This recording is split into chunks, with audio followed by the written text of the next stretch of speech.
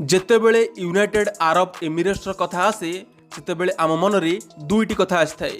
ଗୋଟେ ହେଉଛି ପ୍ରଚୁର ତେଲ ଏବଂ ଅନ୍ୟଟି ହେଉଛି ସୁନା।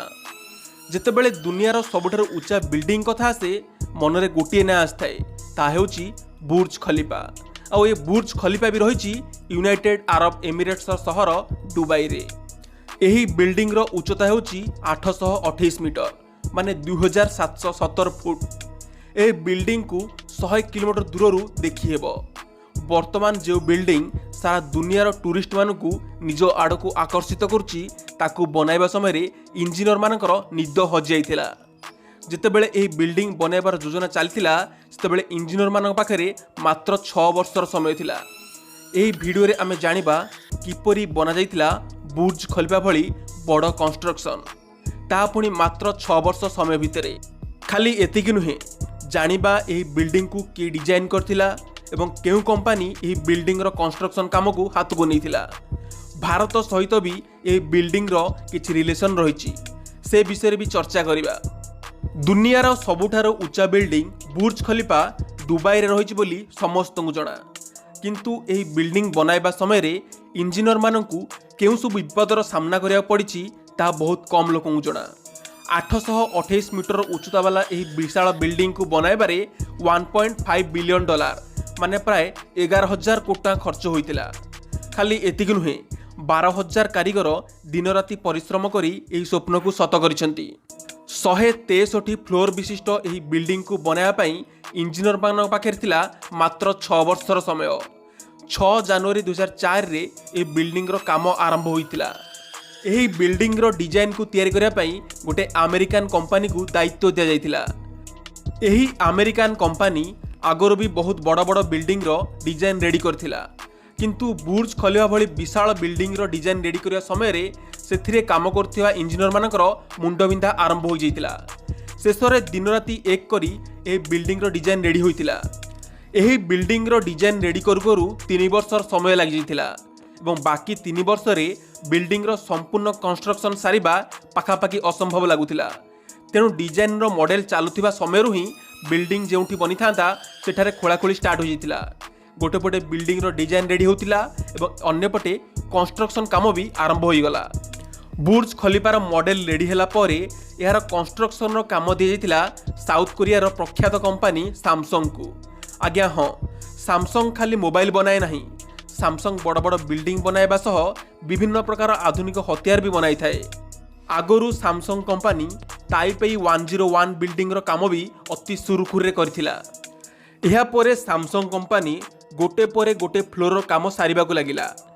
ଯେତେବେଳେ କାମ ଅଧିକ ଉଚ୍ଚତାକୁ ଚାଲିଯାଇଥିଲା ସେତେବେଳେ ଆଉ ଏକ ମୁସ୍କିଲର ସାମ୍ନା କରିବାକୁ ପଡ଼ିଥିଲା। ଅସୁବିଧାଟା ହେଉଛି ଯେତେବେଳେ ତଳୁ ବାଲିଗୋଡ଼ି ମସଲା ଉପରକୁ ଯାଉଥିଲା ଅଧା ବାଟରେ ହିଁ ସେସବୁ ଶୁଖି ଯାଉଥିଲା। ଏହାର ବି ସଲ୍ୟୁସନ୍ ବାହାର କରିଦେଲେ ଇଞ୍ଜିନିୟରମାନେ। ଏପରି ଏକ କେମିକାଲ ସେହି ଗୋଡ଼ି ମସଲାରେ ଦିଆଗଲା ଯେମିତିକି ବହୁ ସମୟ ପର୍ଯ୍ୟନ୍ତ ସେସବୁ ଲିକ୍ୱିଡ଼ ଫର୍ମରେ ରହିବ। ବର୍ତ୍ତମାନ ବି ଆଉ ଏକ ବଡ଼ ବିପଦର ସାମ୍ନା କରିବାକୁ ପଡ଼ିବ ବୋଲି କେହି ବିଶ୍ୱାସ କରିପାରୁନଥିଲେ। ଏବେ ବି ବିଲ୍ଡିଂର ବହୁତ ଝରକା ଏବଂ ଅନ୍ୟାନ୍ୟ ସ୍ଥାନରେ ଗ୍ଲାସ୍ ପ୍ୟାନେଲ ଲାଗିବାର ଥିଲା। ବୁର୍ଜ ଖଲିଫାରେ ଟୋଟାଲ 24,000 ଗ୍ଲାସ୍ ପ୍ୟାନେଲ ଲାଗିଛି। ଯେତେବେଳେ ଗ୍ଲାସ୍ ପ୍ୟାନେଲ ଲଗାଇବାର କାମ ଆରମ୍ଭ ହେଲା ସେତେବେଳେ ଦୁବାଇର ପ୍ରବଳ ତାପମାତ୍ରା କାରଣରୁ ସେହି ବିଲ୍ଡିଂର ଭିତର ତାପମାତ୍ରା ପାଖାପାଖି 100 ଡିଗ୍ରୀ ଟେମ୍ପରେଚରକୁ ଚାଲିଯାଇଥିଲା। ଆପଣମାନେ ଜାଣିଥିବେ 100 ଡିଗ୍ରୀ ସେଲସିୟସର ତାପମାତ୍ରାରେ ବଞ୍ଚିବା ଅସମ୍ଭବ। ଏହି ଅସୁବିଧାର ସମାଧାନ ଖୋଜିବାରେ 6 ମାସର ସମୟ ଲାଗିଯାଇଥିଲା। ଏହାପରେ ପ୍ରଖ୍ୟାତ ଇଞ୍ଜିନିୟର ଜନ୍ ଜେରାଫ୍ କହିଥିଲେ ଯେ ତାଙ୍କ ପାଖରେ ଏହି ଅସୁବିଧାର ସମାଧାନ ଅଛି, କିନ୍ତୁ ଏହା ଅତ୍ୟନ୍ତ ମହଙ୍ଗା ପଡ଼ିପାରେ। ଜନ୍ଙ୍କର ଏହି ସଲ୍ୟୁସନ୍କୁ ବି ଗ୍ରହଣ କରାଗଲା, କାରଣ ସେତେବେଳେ ଆଉ କିଛି ବାଟ ହିଁ ନଥିଲା, କାରଣ ଅଲରେଡ଼ି ହଜାର ହଜାର କୋଟି ଟଙ୍କା ଖର୍ଚ୍ଚ ସରିଲାଣି। ଇଞ୍ଜିନିୟର ଜନ୍ ଏପରି ଗ୍ଲାସ୍ ବନାଇଲେ ଯେ କି ସୂର୍ଯ୍ୟଙ୍କଠାରୁ ଆସୁଥିବା ଅଲ୍ଟ୍ରାଭାୟୋଲେଟ୍ ରେର ସମ୍ପୂର୍ଣ୍ଣ ରିଫ୍ଲେକ୍ଟ କରିଦେବ। ଏହାପରେ ଭିତରର ତାପମାତ୍ରା ନର୍ମାଲ ରହିବ। ଏହି ଗୋଟିଏ ଗ୍ଲାସ୍ ପ୍ୟାନେଲର ଦାମ $2,000 ଥିଲା। ଅନ୍ୟପଟେ ଟୋଟାଲ ଏହି ବିଲ୍ଡିଂରେ 24,000 ଗ୍ଲାସ୍ ପ୍ୟାନେଲ ଲାଗିଲା। ଏଥିରୁ ଜାଣିପାରୁଥିବେ କେବଳ ଗ୍ଲାସ୍ ପ୍ୟାନେଲରେ କେତେ ଟଙ୍କା ଖର୍ଚ୍ଚ ହୋଇଥିବ। ପୁରା ବିଲ୍ଡିଂର କାମ ଠିକ୍ ସରିବା ହେଉଥିବା ସମୟରେ ଶେଷରେ ଆଉ ଏକ ପ୍ରୋବ୍ଲେମ୍ ଦେଖାଦେଲା। ବିଲ୍ଡିଂର ଲାଷ୍ଟ ଫ୍ଲୋରରେ ଗୋଟେ ଷ୍ଟିଲ୍ ପାଇପ୍ ଲାଗିଥାନ୍ତା, ଯାହାର ଲମ୍ବ 136 ମିଟର ଏବଂ ଓଜନ 350 ଟନ୍। ସବୁଠାରୁ ବଡ଼ ପ୍ରୋବ୍ଲେମ୍ ହେଉଛି ଦୁନିଆରେ କୌଣସି ବି କ୍ରେନ୍ ନାହିଁ ଯେ କି ଏତେ ଓଜନ ବିଶିଷ୍ଟ ପାଇପ୍କୁ ଏତେ ଉଚ୍ଚକୁ ଉଠାଇ ପାରୁଥିବ। ଶେଷରେ ଇଞ୍ଜିନିୟରମାନେ ଏହାର ବି ସଲ୍ୟୁସନ୍ ବାହାର କରିଦେଲେ। ସେମାନେ ପାଇପ୍କୁ ଛୋଟ ଛୋଟ ଭାଗରେ ବିଭକ୍ତ କରିଦେଲେ ଏବଂ ଉପରକୁ ନେଇ ସେଠାରେ ଏହାକୁ ଯୋଡ଼ି ଦିଆଗଲା। ଯେତେବେଳେ ଏହି ବିଲ୍ଡିଂ ରେଡ଼ି ହୋଇଯାଇଥିଲା ଏକା ଥରରେ ଇଏ ବହୁତ ଗୁଡ଼ିଏ ରେକର୍ଡ ଭାଙ୍ଗିଦେଲା।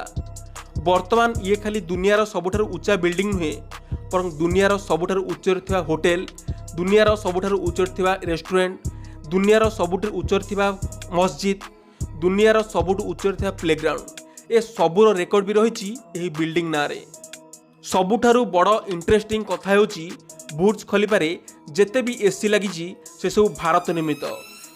କାରଣ ଏସି ଲଗାଇବା କାମକୁ ହାତକୁ ନେଇଥିଲା ଭୋଲ୍ଟା, ଆଉ ଏ ଭୋଲ୍ଟା କମ୍ପାନୀ ଟାଟା କମ୍ପାନୀ ଅଣ୍ଡରରେ ଆସୁଛି। ଏହା ଥିଲା ବୁର୍ଜ ଖଲିଫାର କନଷ୍ଟ୍ରକ୍ସନ୍ କାହାଣୀ। ଯଦି ଏହି ଭିଡ଼ିଓଟି ଆପଣଙ୍କୁ ଭଲ ଲାଗିଲା ଲାଇକ୍ କରନ୍ତୁ। ଧନ୍ୟବାଦ।